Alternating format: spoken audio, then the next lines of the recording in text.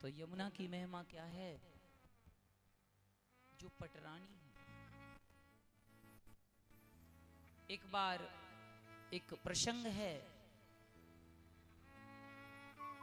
कि गंगा बड़ी कि यमुना बड़ी।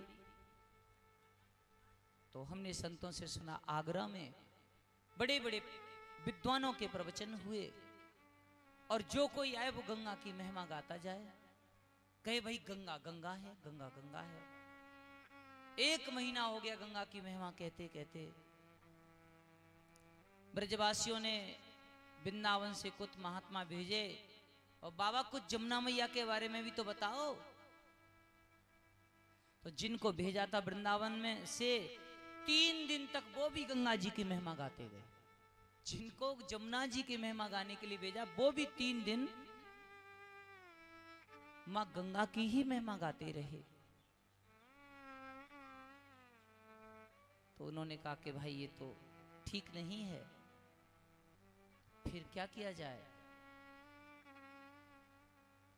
उनसे कहा बाबा तुमको हमने जमुना जी की महिमा गाने के लिए बुलाया था, आप भी गंगा की ही महिमा गा रहे हो।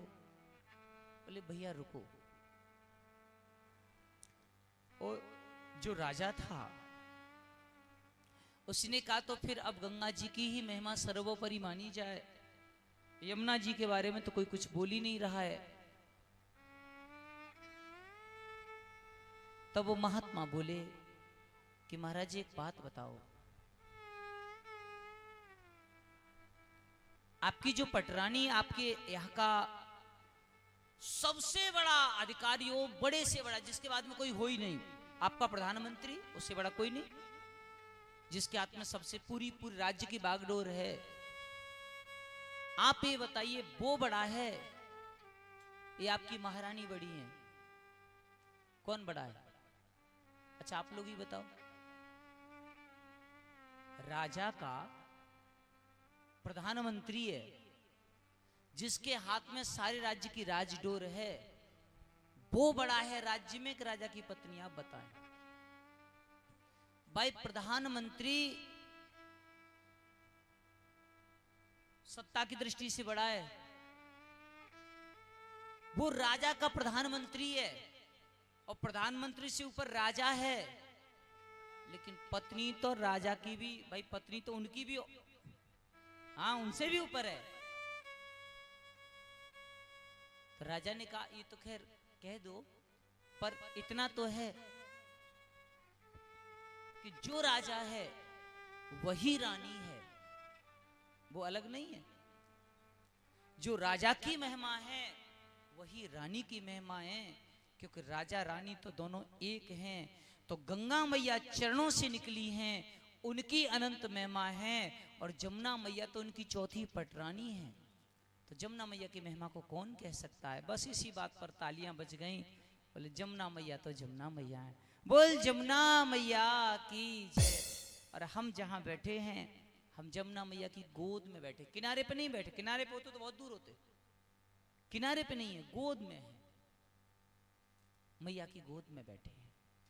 हमने कहा था सहस्त्रम जाह्नवी तटे, व्यवस्थाओं की दृष्टि से कोई व्यक्ति ऐसा कह सकता है कि यहाँ पर तो बहुत भाग दौड़ करनी पड़ रही है करील कांटों में, यही कथा वहाँ शहर में अच्छी हो जाती, आसानी से हो जाती। लेकिन जो यहाँ की महिमा है वो वहाँ की महिमा नहीं हो सकती, ये नोट करो आप। हमने कहा सहस्रम जाह्नवी तटे। श्री राधे।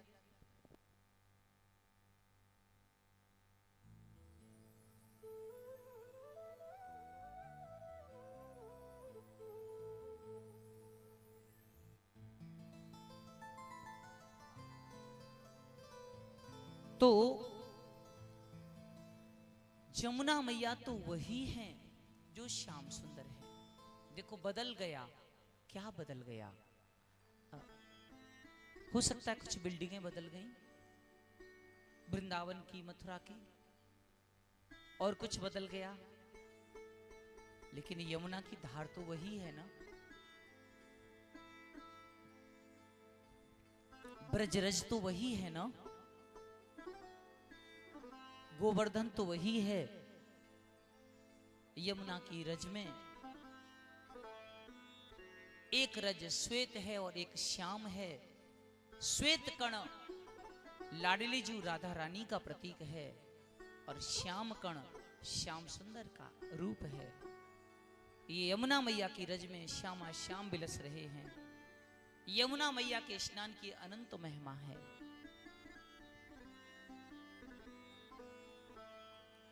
ऐसी मां यमुना की गोद में हम बैठ करके इस कथा का रसपान कर रहे हैं।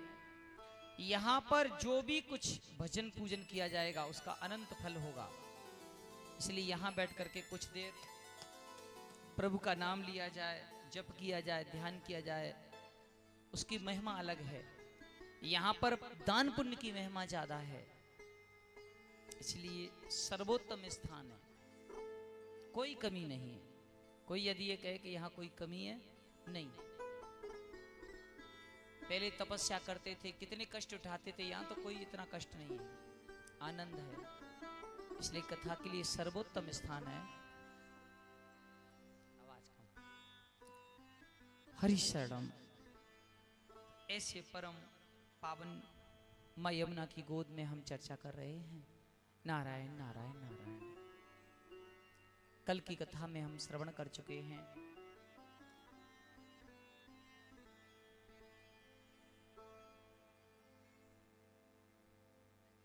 भगवान ने 7 दिन में ये कथा राजा परीक्षित को सुनाई है।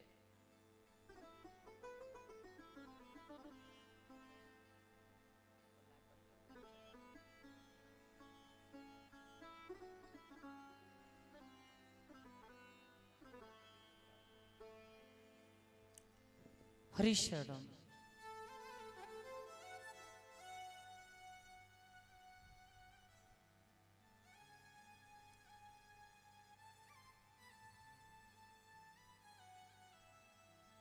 नारायण नारायण।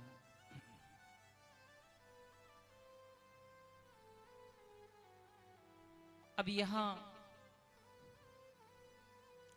प्रथम स्कंद भागवत का प्रारंभ कर रहे हैं। आप लोग बड़े ध्यान से सुनेंगे। भागवत के पहले स्कंद में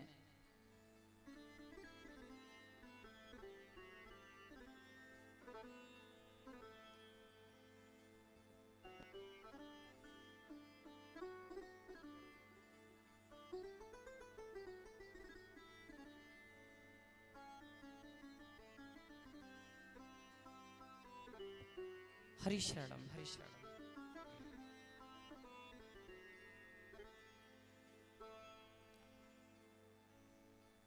कल आप श्रवण कर चुके हो सच्चिदानंद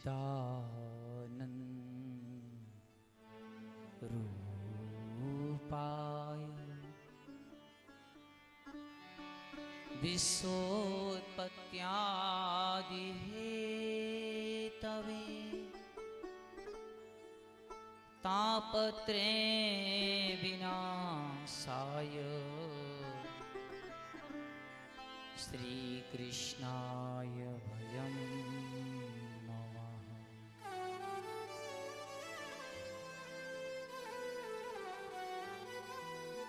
श्री कृष्णाय भयं